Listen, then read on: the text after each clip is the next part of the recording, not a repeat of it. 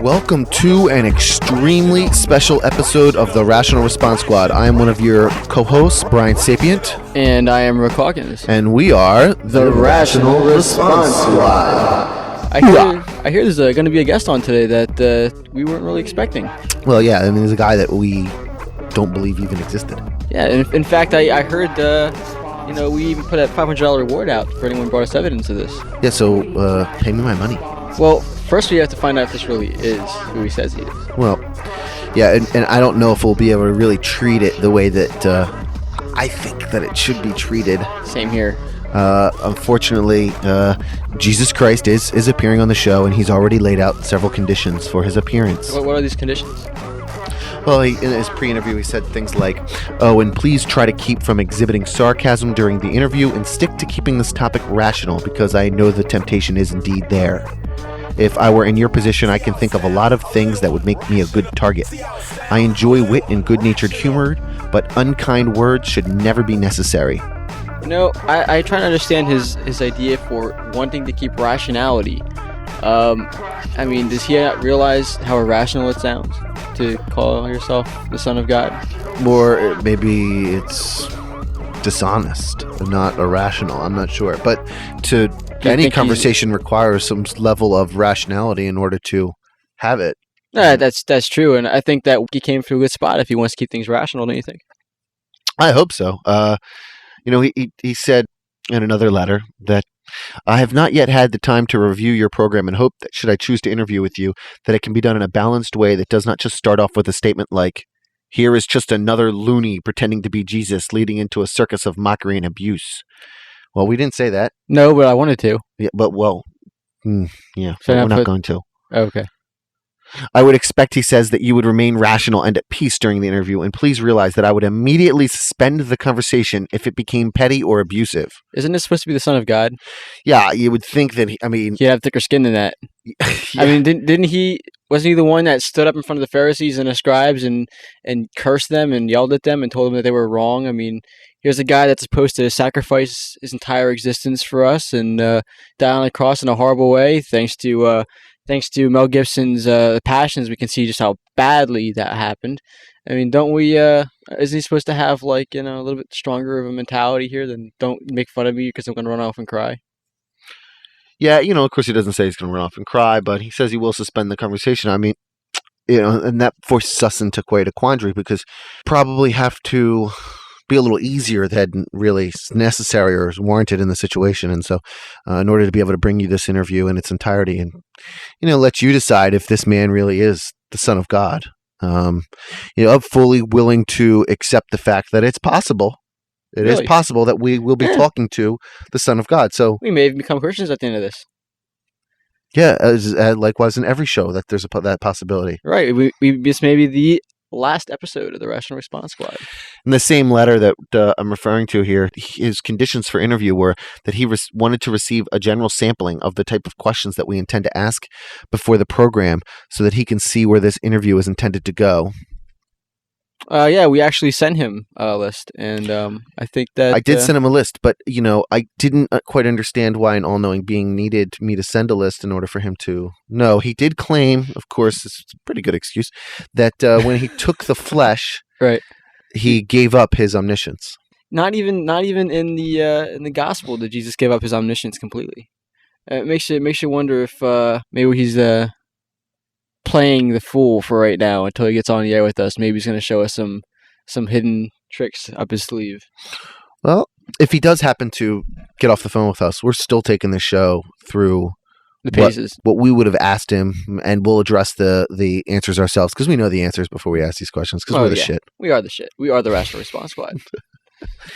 And please join us right now in the chat room at www.rationalresponders.com. We really need you to subscribe to help support our cause.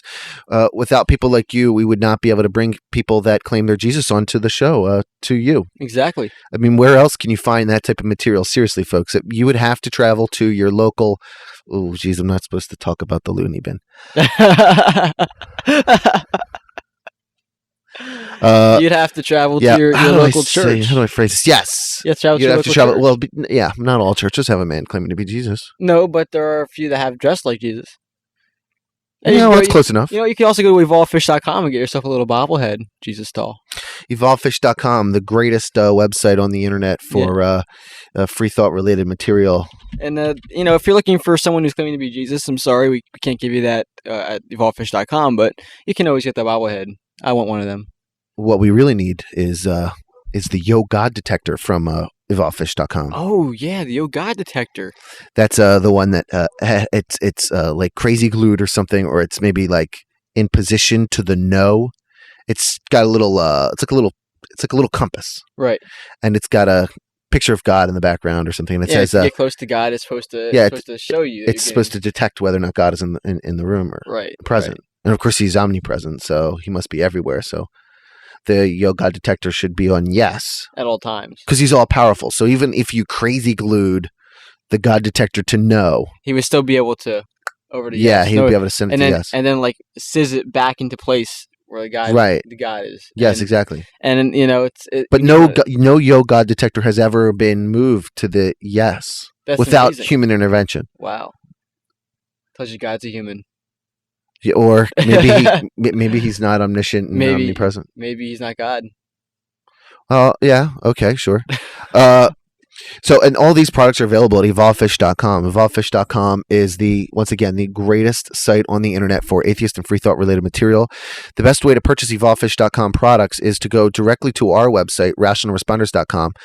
Click on the little banner at the bottom left-hand side of the screen that shows you a pretty little picture of Evolvefish goodies. Click that biatch.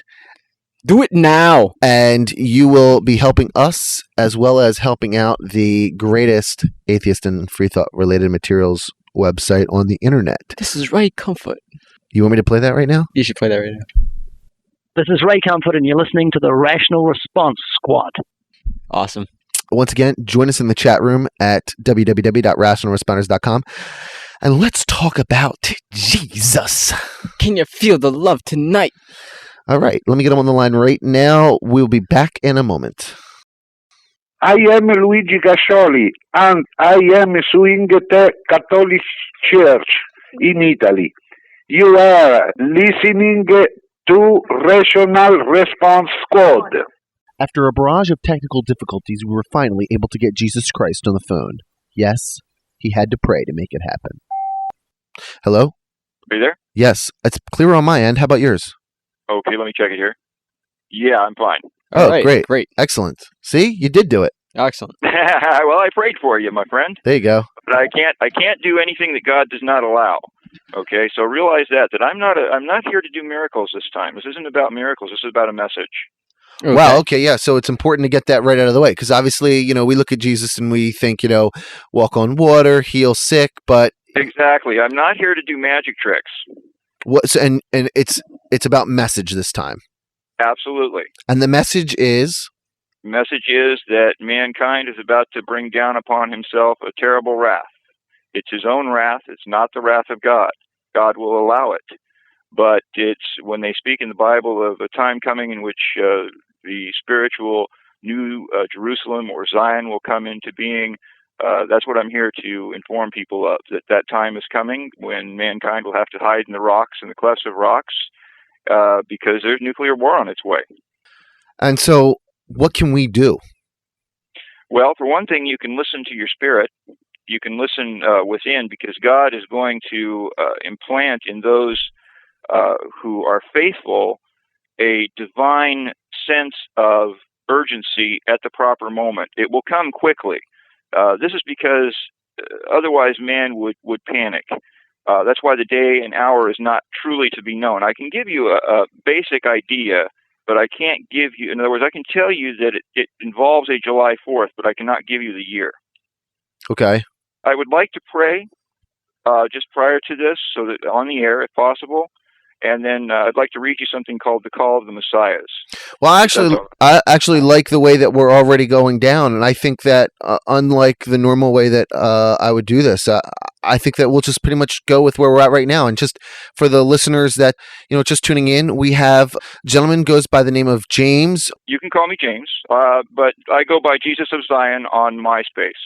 Correct. And I've already given out your MySpace link, but it is Zion's King 777. So it's myspace.com/Zion's King 777.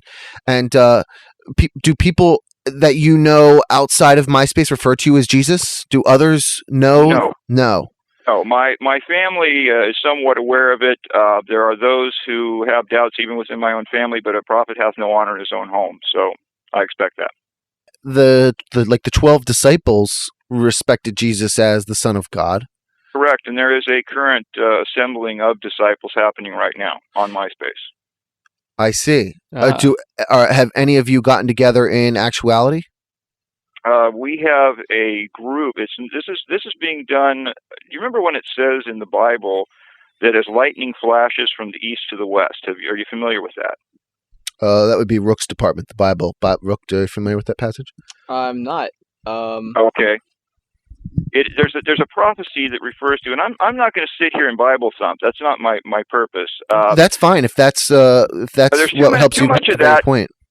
There's too much of that in the world today, and it's really working against the true calling of God, which is of spirit. See, the letter killeth, but the word giveth life is something the Bible says. So I'll often say it is written, but I will not sit here and say on John this and Paul that and all this kind of silliness that people put numbers and books behind things. You see, the Bible should be taken theme for theme, not word for word.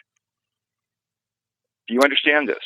It's not literal is what you're saying. You're trying to say that it's not literal. That's correct. How do we know what to interpret as real and not real? I think the Spirit works in such a way that that's interpreted for each man who honestly comes seeking God. The great God himself, who is my Father, I refer to as my Father. I sometimes refer to him as my brother. I sometimes refer to him as my friend. You referred to God as a few times, and then you mentioned friend and brother. Mm-hmm. Are God and Jesus and the Holy Spirit one and the same? Are they three separate entities? Sometimes I'll refer to Jesus in second person. Because I'm here now as a man named James, and because I use a mind of a man, and I'm interpreting through the Spirit. The Spirit is perfection. The mind and the body are imperfect, and so they're like a second person. And realize I am carrying the Spirit, I am not physically the man Jesus, okay? I see. Now. Well, wait a second. In that sense, though, yeah. Wouldn't many Christians be carrying the Spirit, or are you special in terms of, in some way that you're carrying the Spirit? I'm no more special than anyone else, truly. I'm not at all what I expected. You understand what I'm saying? Yeah. How did you figure out that you were not who you thought you would be? That you were not James, that you were James that... Well, now, wait a minute. I don't think any of us enter this life thinking that we're any different. I think each of us start off in life just kind of going through it, and our life takes us through a series of events and happenings. I've come to believe that these are what I would call divine coincidences. As time went along, these picked up in speed and in frequency, and I call them miracles because of the way in which they happened and the order in which they happened. Mm-hmm. Is it possible that you personally have misinterpreted coincidences? Now, I'm not posing that this is what happened. I'm just asking, is there even a remote possibility, a 0.0001% chance that you've misinterpreted anything and that you do not have this relationship with Christ, that you are not somehow Jesus Christ's Spirit now on earth? Can I say, are you that sure that I'm not? Oh, no. We're not saying that. If you're not that sure that I'm not, then we're coming at this from the wrong angle, because you see, anyone that's of any logic or any good mind could say, I'm not 100% sure that we're even here at all. In other words, if you were God, okay, mm-hmm. you would know 100% sure that you are God. And I guess what I'm trying to figure out is if you are that sure that you are Jesus. What's the best way to refer to it? Because you said you're not. I think you're misinterpreting something somewhere, though. Okay. Somewhere we lost you, because what you're trying to do is you're trying to say that in order for me to be this, I have to be 100% sure. No. Please don't understand. That's not what I meant. That's not what I meant.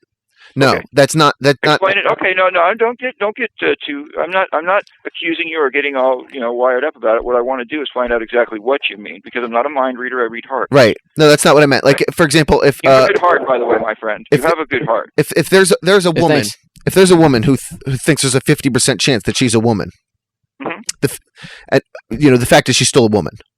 Mhm. So and she doesn't need to be 100% sure of it to know that Okay. In that sense, I'm 100% sure.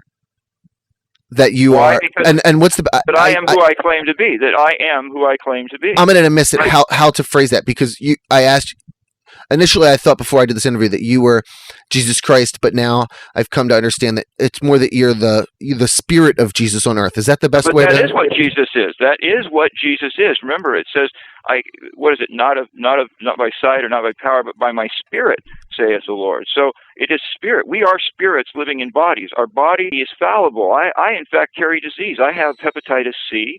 I have sores on my body which look like I've been beaten and flogged because of some other secondary infections that have occurred. My life has not been easy. I think you already answered that. You said that you were sure, but in the sense, within my spirit, I am sure. Within my earthly body, because of its fallibility, I can't be sure of anything beyond a certain point. Just as you can't. I can't be sure that 1 + 1 really equals 2, because I believe everything is 1. Therefore, 1 + 1 to me equals nothing but 1. well, I can be sure. I can be sure 100% that I'm a man. For example, let's say that you and I were just talking, having a conversation, hanging out over a beer at the, Which I would hope so, Okay. and I do drink. So I mean, it's water to wine. Why not? Right. And I'm not an alky, but you know what I'm saying. I'm just trying to understand. Like, when I talk to a Christian, I Right. always ask them, are they 100% sure that their God exists? And if there's any chance that I could say anything, okay, whatever it would be, okay, I would show them a picture that no God is there, even though such a thing isn't possible. But let's just say there was a chance that I could prove to them that there was no God. A lot of them would admit, okay, well, yes, there's a chance that you could prove it to me. Many, of course, would not admit. What I'm trying to figure out is, if you and I were just hanging out, just discussing things, Which we are.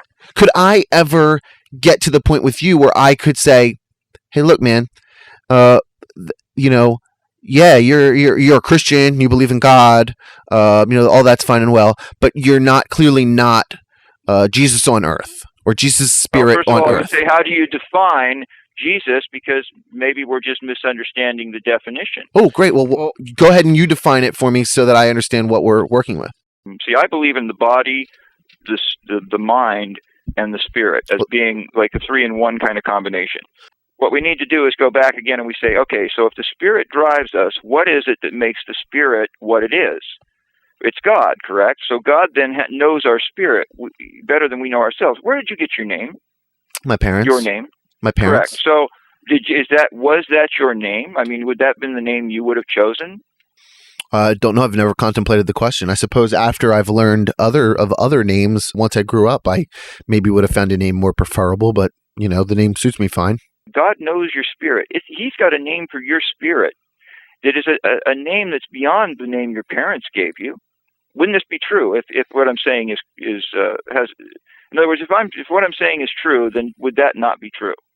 That God would know your spirit, therefore God would have a name in a sense for your spirit. In a sense, God would know everybody's spirit intricately before the universe was even created. Yeah. Correct. You're right there with me now. Do you remember where it says, in the beginning was the Word, and the Word was with God, and the Word was God? Talking about John.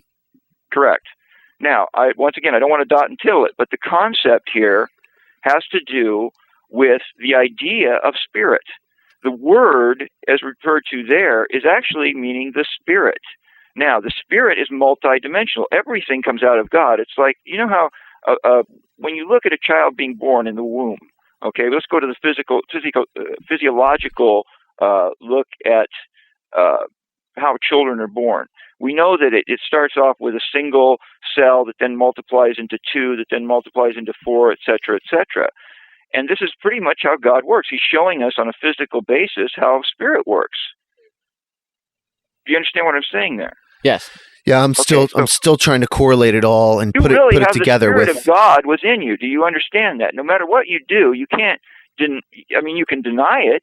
No, for the sake of the argument, I'll pretend as if that I believe that. What I'm trying to get to is still your level of certainty that you are, and I keep having a problem. I mean, I want to say that you are Jesus Christ. You want to make this more about me than I want to make it. You see, I'm willing to answer your questions on these things, but I don't worship myself. I'm not telling you to worship me. No, remember. No, I think you misunderstand. If I can interrupt you a second, I'm really just trying to determine. In order, I'm as certain as I can be. How's that? I'm as certain as I can be. So is that less than 100%? Why does that matter? God would know 100% by your that He's standards, God. It would be 100%. Yes.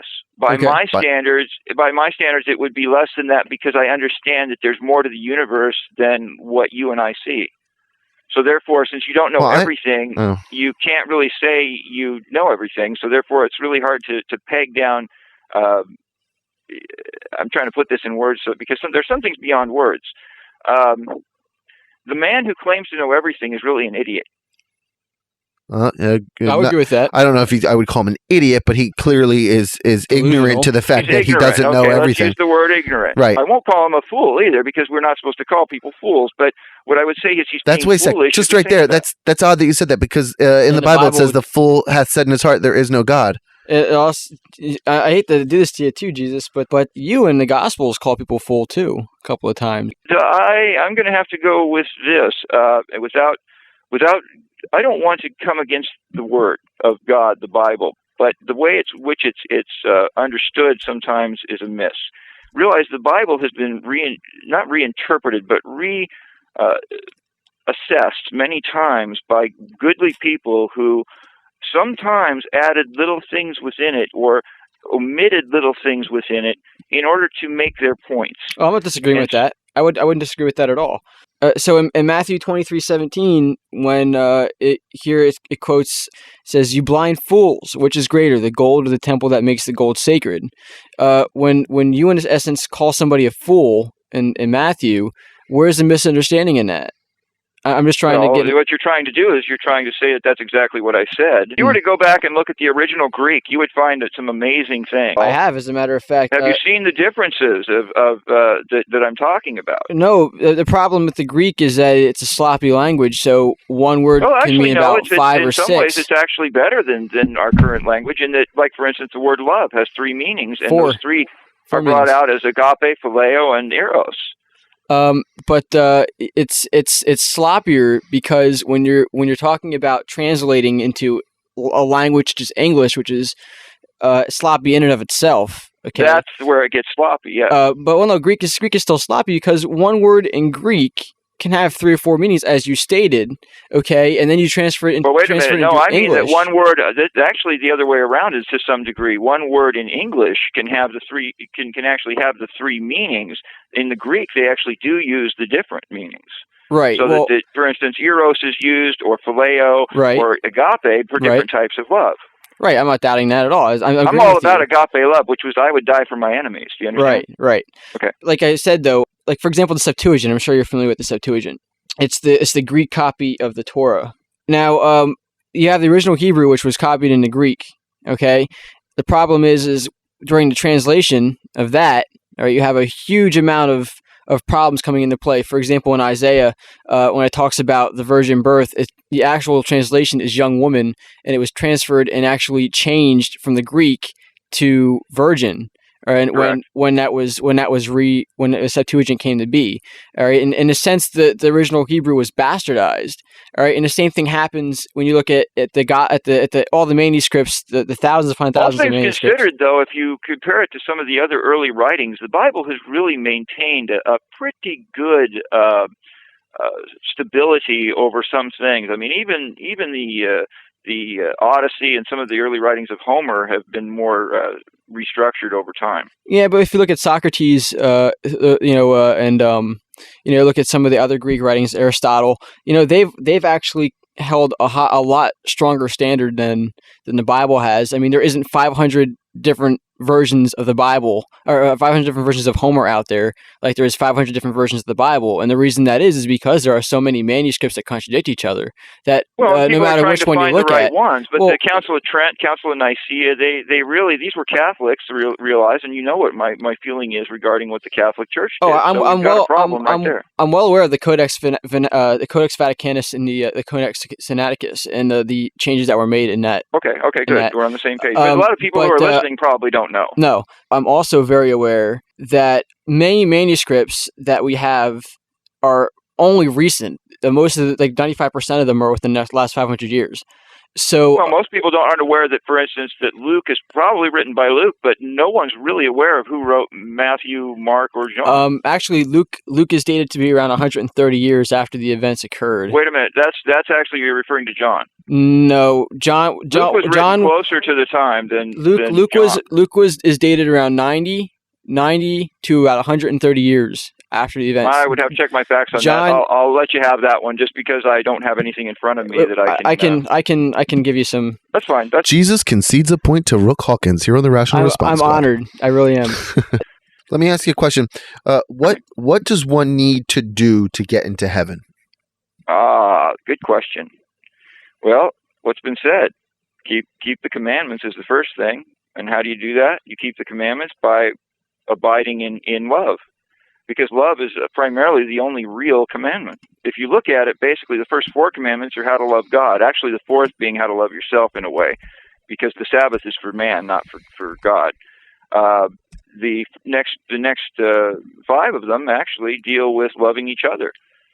So really, when it says, love God, love each other, it boils down to love. When you love unequivocally with the greatest of agape love, willing to die for your enemy, you're fulfilling all the commands. All your sins are at that point pretty much in remission. You don't have to worry about hell because, first of all, there's a misunderstanding regarding what that is anyway. Is it possible for me as a non-believer who has a radio show and thinks, with all of the knowledge that God gave me, the cognitive ability that God... He wouldn't have given us a mind if he didn't want us to think with it. And so my question is, the way that I look at life, I am loving people by showing them that there are errors in the Bible, that there is not enough evidence to believe in the claims in the Bible. Is that love of God? No, because I don't believe that God exists. Then you're not keeping the commands right there. You're not all right, so fulfilling the first 4. Okay, what about in Micah 6:8 when it says, "What doth the Lord require of thee, but to do justly and love mercy and to humbly walk with God, just to do good works." But see, you've got to first have faith and then have works. Faith comes first. So I couldn't get into heaven then. I'm not saying that. Well, I'm saying that's between you and God. If I were to die at this moment, obviously I haven't kept the commandments. Well, but that's the first step to loving God. You've got to love God and then love each other. Okay. But see, in loving each other, you are loving God, and in loving God, you really have an obligation to love each other. Well, that's okay, but it's a separate thing. I do love each other. I don't love God. No, and I appreciate that. Listen, my friend. I'm not condemning you. I'm blessing. I understand. Oh, no. I understand that. I mean, if I asked you to love the Who's What's It, and I said, do you love the Who's What's It? Your first, reaction. I love everything. Okay. I'm all about love, brother. Sure. All right. Well. Okay. Well, way to dodge that one. I love you, man. Don't you understand that? Well, that's different. That's different. Obviously, I'm talking to you on the phone. I mean, I exist. But Who's What's It? I mean, you don't know what that is. I don't care. I love it anyway. My question. People say to you, "I love the devil." You know what? I love not what he does, but yeah, there's a love for the fact that it provides people with choice, and choice is something that's really wonderful. So yes, even within evil, there is some good. All right. But my question is, like you said, God said to think. He obviously wouldn't have given us a brain if he didn't want us to think. Correct. Knowing ahead of time how I would turn out. Obviously, he's all knowing, so he knew exactly how I would turn out, and that inside I'm a good person, and I know that, and I don't need any God or any belief or what do you think, even a friend to validate. You're going to heaven? Do you believe yourself to be going to heaven? Well, that's a different question. If because I don't believe heaven exists. But Then why should you care? well, Because we're talking yeah, to you. I'm talking to a gentleman who claims he's Jesus we Christ. Yeah, you're giving me the benefit of the doubt, and that I do believe is a holy thing to do for people. I do feel the love. I do feel your love, by the way, and I appreciate that very, very much. You guys are being so professional and so good about this, and I just want to commend you and say that God is using you, and that I do believe that when the time comes, that He's going to be very fair. God is fair above all things. I wouldn't have even wanted to, if I was God, I wouldn't have come up with some sort of scenario where I needed to come down onto earth and sacrifice myself to myself so that others could escape the wrath of myself. Sacrifice is a matter of, see, a lot of people worship death, and they worship the death of Jesus. Why don't you worship the life of Jesus? I mean, without the life, the death means nothing. People hang a cross as an idol in churches. Don't you realize so many people carry it and treat it like it's some holy relic? Oh, yeah. And all it is a death machine. It's a graven image, in fact. See, in my opinion, yes. And the thing is that people who hold these things up as being holy are misled. And I tell you the truth, there's not one born this day who has not been misled, not even the Son of Man. He had to find again the truth. Do you understand me? Yeah. I had one question for you. I was talking to you about some of the things that were supposed to be ushered in at the arrival of the Son of Man. Okay. Now, the reason why I'm bringing this up is because in the Bible, there's not a mention of a second coming. Well, actually, is this, and just to clarify, is your role now the second coming? Yes. Okay. Now, there's a lot of misunderstanding with the Old Testament and prophecy, and most of that comes from modern-day Christians trying to interpret the way they want to. You're very correct, sir.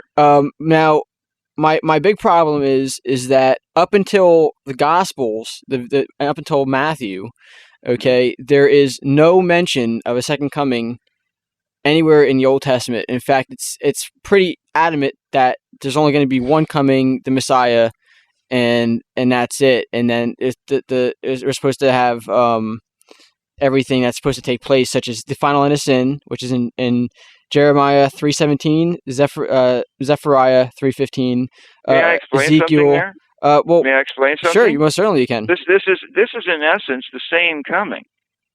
It's only called the second coming because once again I'm in the flesh, but it's not truly a second coming because I never truly died.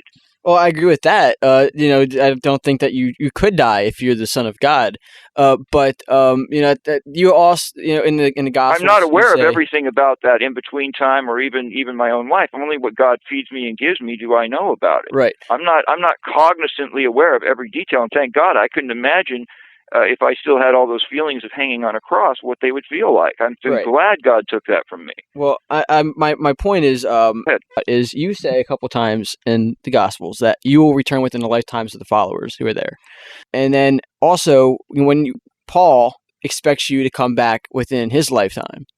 I'll tell you a great mystery. All my followers are still here. See, it's not followers that the Bible's talking about. They're actually followers of God, if you would really want to get technical. Well, but I'm just saying those which are referred to as my followers or my chosen, my disciples are still here. I have to. That's not what it says, though. It doesn't say followers. It says I might have said that. That might have been my slip. Kind of a dot and tittle thing. I'm just giving you. We're talking in English over a spiritual subject that defies some English. It's like trying to translate again. We lose things in the translation. But the problem is right. I agree with you. But the problem is that there is no original translation.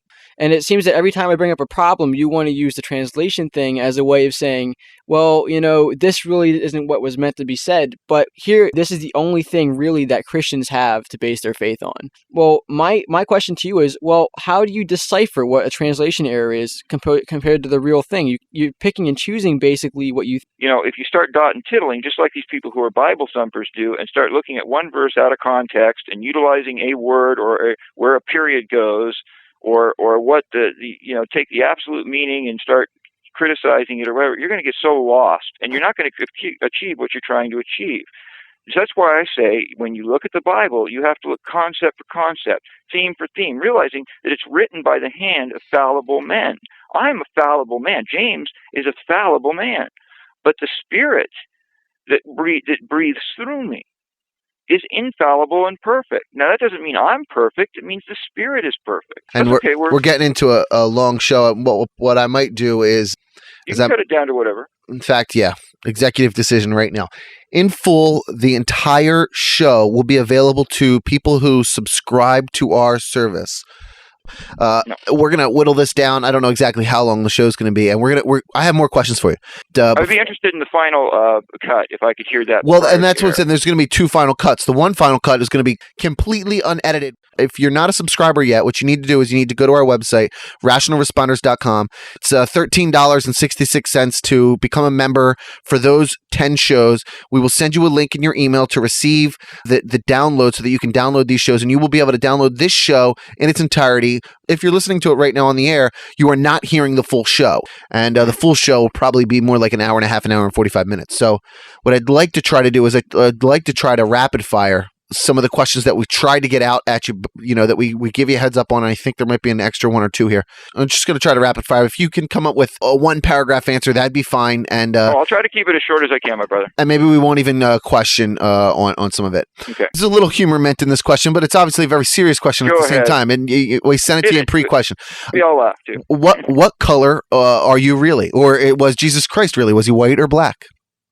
Race is really something that man takes very important. Race is not important. To be honest with you, I was a dark-skinned Jew with curly hair, more like what people would consider an afro. I was probably closer to looking like a black man than a white man. I did not have blue eyes. My eyes were brown. In this life, I'm a blue-eyed, white-skinned, very common man. Okay. What was your true relationship with Mary Magdalene? Boy, that one I'm going to have to pass on because there's already too much misunderstanding. Let's just say she was very dear to my heart. Okay. What took you so long to return? In the Bible, you claimed that you'd be back in the lifetime of your followers. What is time? I'm sorry? What is time? No, I'm talking about a lifetime, and within the lifetime of your followers. Wait a minute. You're dot and tiddling again. Were you here when we were talking about that? Yes. He was. Okay. He was, So yeah. is that how that was avoided? That's why we're going. It's going to take a while to get through this because it's going to be a lot of dot Time tiddling. is an illusion, my friend. Time is an illusion. Let's just put it that way. Okay. Why isn't the proof of your existence more verifiable? Because if you have too much proof, you don't have faith. So, in other words, faith is essential. Faith is essential for a reason that you will only understand, and I will completely understand when we go to the Father. It's a little bit circular. It doesn't reasoning. jive with the. Everything is circular, my friend. Everything is circular. Reason isn't circular. Reason usually is pretty straightforward. I mean, what I'm saying is, how do the planets run? How do atoms work? In circles. That's really cars go around a racetrack in circles, but a straight line isn't circular. Everything works in circles. This is an Indian topic. A square isn't circular. A square isn't circular. Let's see here. You want to continue with the question? In terms of the proof of your existence, see, you said that God said that we're supposed to use our brains, all right? And that he was supposed to think, and otherwise he wouldn't give it to us. God knew ahead of time that the evidence presented to me would not be enough for me to believe in him. He knew that ahead of time. And apparently he wants me to believe in him. I don't necessarily believe that because your life's not over, my friend. Somebody in the history of the earth has died using their brain to realize that there wasn't enough evidence to believe in Jesus Christ or God. And that person did die without that belief. That was known ahead of time by God. He knew ahead of time that person would not accept him. And yet he allowed that person to come into existence. You're assuming he knew ahead of time. He did choices then doesn't exist. Well, isn't God omniscient? Well, see, this is where we could get really... We need another program for that, too. Wait, no, it's just a simple yes or no. Is God omniscient? By omniscient, define that for me as you see all-knowing. All-knowing. All-knowing of what? Of everything. All-knowing. All-knowing. Omniscient means... All-knowing is a big term, my friend. Oh, I know. I know. Infinity is a big term as well. The end, but choice is still within it. That's fine. Now, that is a mystery. That is a mystery. I can't even answer that. I won't even argue Rook's predestination argument. That's fine. I have a choice. I have a excludes choice. I have a choice. Fine. My choice is known by God, though. Correct? How can I explain this to you? Well, Your you can tell me choice he's is not known omniscient. by God. Okay, imagine you Tell could me he's stand not back. all-knowing, and then I would Imagine understand. this. Okay, think of it this way. Imagine, okay, that you are God for a moment. And you know the beginning and the end because everything works, let's just say it does work circularly. I'm not saying that because I don't want to start more controversy than I have to. It's fine. Okay. So knowing that things are circular, okay, the idea of mankind would be to get out of the circle. Now, we have to make a choice somewhere within that circle. He knows the beginning from the end. Let's just stay on topic, though. Seriously, is God omniscient or not? There are things in heaven and earth that are greater than we could ever express in human terms on this Oh, planet. I understand that. If God's infinite, that's pretty darn great. That's a wonderful and marvelous thing. That's a beautiful thing. Why we sit here and we argue, and even what I say is foolishness in a sense next to what's real, because what's real, God is going to show us. If he's all powerful, that's a pretty big thing.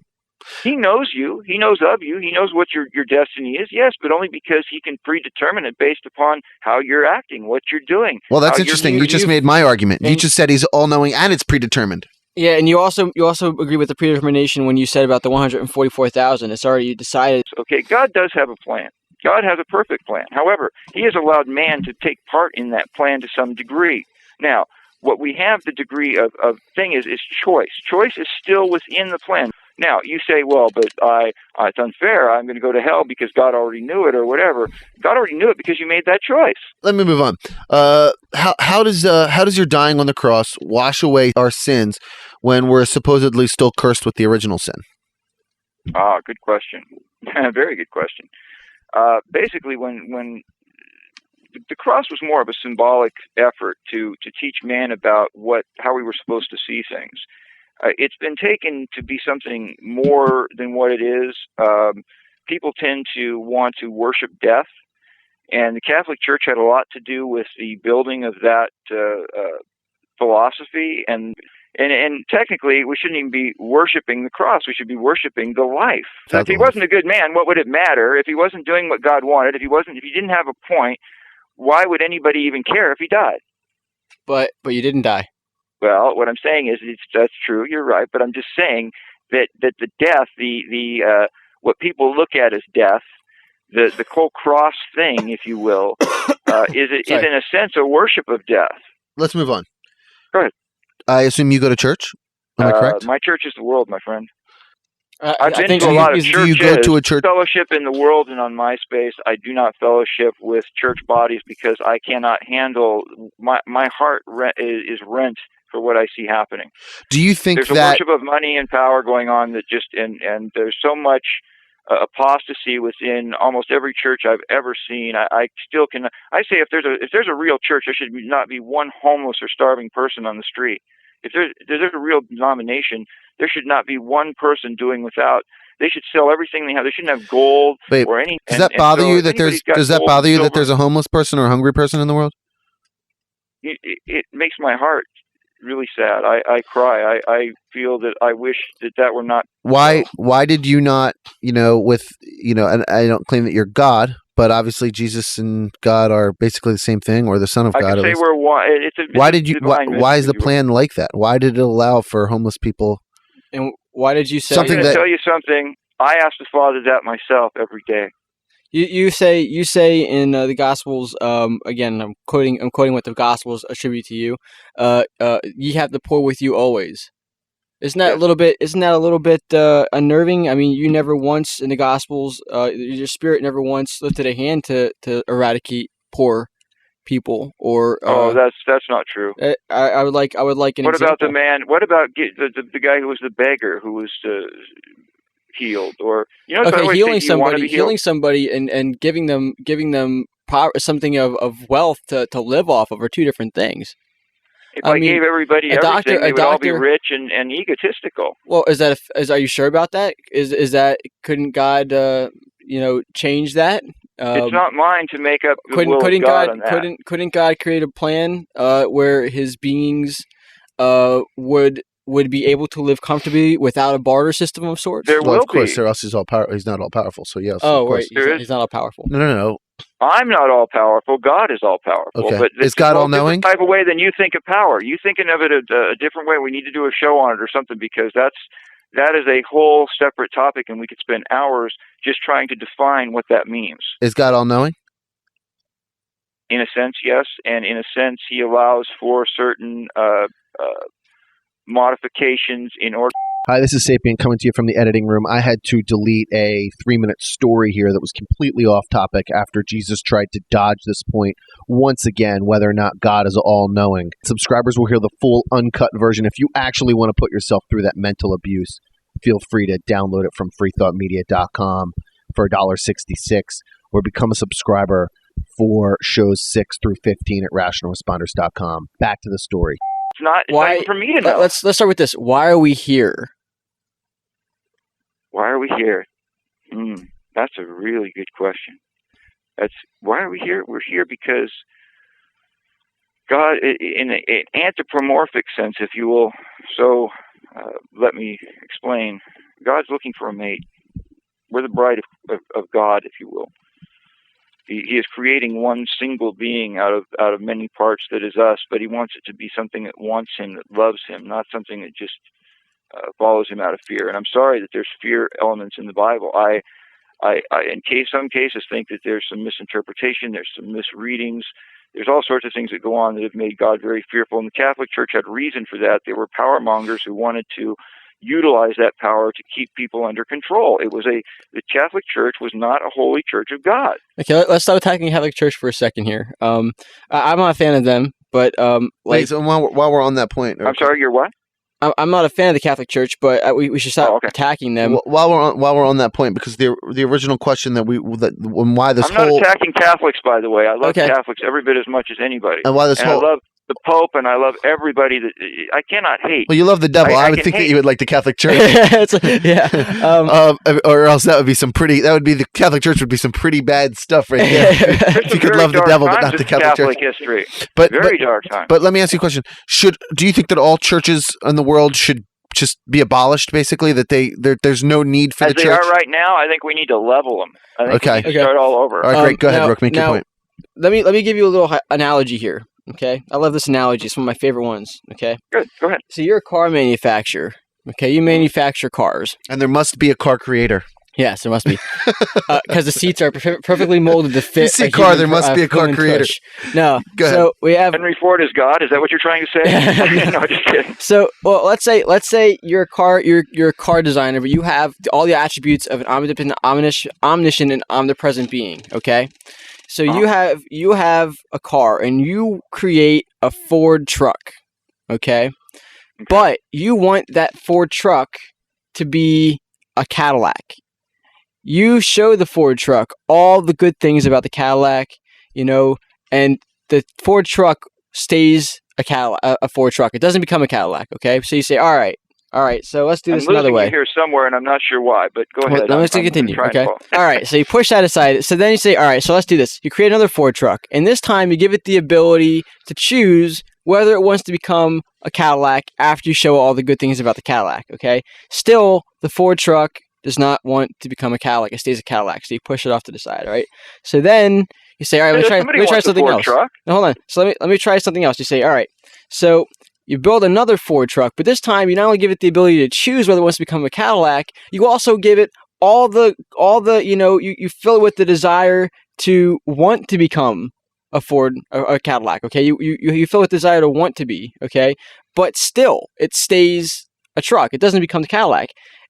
Now, if you wanted the Cadillac so bad, why did you just not create the Cadillac and all this other? I mean, to me, it just seems like a psychosis acting out. Like, you just want something to be something it's not so bad that, to me, there's no possible way. Anthropomorphizing here. But this is the story of creation. In a sense, this is the story of the Bible in a nutshell. I don't agree, but that's how you see it. That's fine. I'll let you have that if that's how you want to see it. I think it's a very sad way of looking at it. Think of it like this: you have Adam and Eve, okay, and God says, whatever you do not touch that fruit. Whatever you do, don't touch from that tree of knowledge. How else would there have been choice? How else could there have been choice? Very simply, there's the real question should be, why does there need to be a hell? exactly. There could still be I didn't choice. say there was a hell. Did I say there was a No, hell per but- se? There's eternal Not a suffering. burning, There's still- everlasting But there's eternal suffering. torture. There's still eternal suffering. There's the second death of the soul. That's still a When punishment. the second death of the soul occurs, it's not an eternal suffering; it's an eternal gone. So it's- that's still a punishment. There's still a punishment for something God created. It's not a punishment. That's a dude. That's It's the you're easy not- way to go, man. It's It's The a alternative rest. to go It worship really, a for those people who don't megalomaniacal, want to follow, it's just a rest. power-hungry, It's like this. Okay. maniac. well, no. Would you rather God just left you behind in nothingness because He takes everything and moves? What I'm saying? Well, no, but I'm saying if you didn't have the ability to Yeah. think or Yeah. Yeah, only on a be- driveway on but yet you still had cognitive. Are you guys listening for a moment? Yes, we go are ahead. listening. We are listening. If you had cognitive awareness and God moved and took all His stuff with you, including your body and everything, it's His, and all you had was your cognitive awareness out in space alone, with only the thoughts you've collected over the time that you've existed so far, that's hell, brother. That would be hell. So But- God has a way of mercifully getting rid of that He would. at the same time. He shouldn't need to do that at all. We are But here. you don't understand the ways of God. Then That- you're trying maybe- to anthropomorphize worse than I am. Maybe I'm not anthropomorphizing anything. I'm just giving you exactly. I can't anthropomorphize more than what the Bible already does.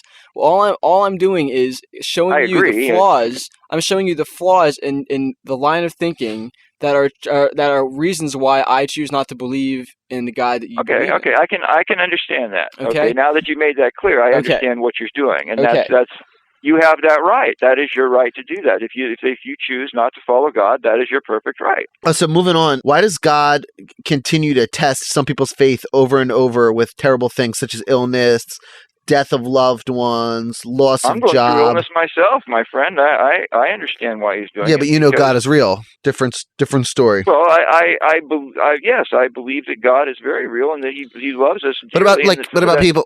What about people who? I give two real life examples. People who went through Katrina and also that mine tragedy where. Well, there's going to be some worse tragedies, my friend, coming up. That's I fine. hate to say it. Hi, this is Sapient, coming to you from the editing room again. Had to eliminate a major dodged point here by Jesus, who refused to answer this question in this manner. He started to go off and ramble into a story about evidence for God, and after we spent about 6 minutes looking for the evidence, there was none. That did lead us to a point, though, where we got to read that he has some 666 and Illuminati type references, which I thought was kind of interesting, and I asked him about it in this upcoming segment. Once again, you can hear the full-length version of the show at freethoughtmedia.com by clicking store, downloading our show for $1.66, or going to rationalresponders.com and purchasing the full version within shows 6 through 15. Is Bush the Antichrist? You want to know? I already believe that if there was an Antichrist, it would be George Bush. I feel the same way. You're about correct, sir. So George, I will confirm that here. that. Wow. We're confirming here that George Bush is indeed the Antichrist, folks. I'm saying it again. George Bush, George W. Bush. Now, you got to realize it's not just him; it's his people. It's the whole thing, the system. By the way, the Social Security number is the mark of the beast. It's on your hand because basically my Social Security number is 666666666. So you think that's is pretty that truly crazy your too? Social Security number, No. or are you just I'm just Yeah, playing he's around. He's just with you. joking around. okay? Here's. Did you know that the first actual hidden three numbers of the Social Security number are 666? It's on a computer in Belgium affectionately called the Beast. That's where it's kept. And I did not know that. They jokingly, when they go to every card, they actually have to punch 666 Don't believe to activate it to get into your account. So, but I'm not saying that has anything necessarily to do with it. The Social Security number, though, is the mark of the beast. It's on your hand because it's in the form of a card. It's on your forehead because it's in your memory. All right, Jesus. With that, I think we are going to end the have to show, end this. and we're going to let you have that last word. I hope you've enjoyed it as much as I have. Have you guys enjoyed it? Yeah. Yeah. Cool. All right. I did too. So, Okay. night. You have a good one. All right. All right. Thanks a lot. Bye-bye, Talk to you guys. soon. Stay Bye. Have a good one. rational. Love you, man. Bye-bye. Okay, so that was Jesus. I don't know. I thought he's a nice guy. Definitely a nice guy. Yeah. In fact, we had to give that guy a free pass, Yeah. or else that interview would have been over in 5 minutes. Yeah. So, but yeah, I mean, the guy's first of all, he dodged Everything. Oh my man. gosh. He kept on using. He would not answer a question straight. Yeah, is God omniscient or not? Give it like, are you kidding Well, me? he is. God's but not he omniscient. Isn't. Like he's and like Well, I kept on asking him. that's rather a long question. No, it isn't. Yes or no. And like I like the part where I'm asking him all these questions about the Bible, and he's like, "Oh, it's translation error, and then it gets to, "Oh, didn't I turn over the temple?" Isn't that a translation error too? Oh Jesus! Yeah, Jesus. And I bet you that omniscient argument alone, hopefully he'll, I mean, it's crazy to think a guy that's that deep into his religion, who thinks he's Jesus, could turn around. But how badass would that be to watch him come back 10 years from now as an atheist? Oh my gosh, I was wrong. So, I mean, that's really what we're doing here. Deep down inside, we'd love for this guy to wake the fuck up. All right, so anyway, guys, we'll leave you now and see you on the forum. Yep. Peace. Stay rational.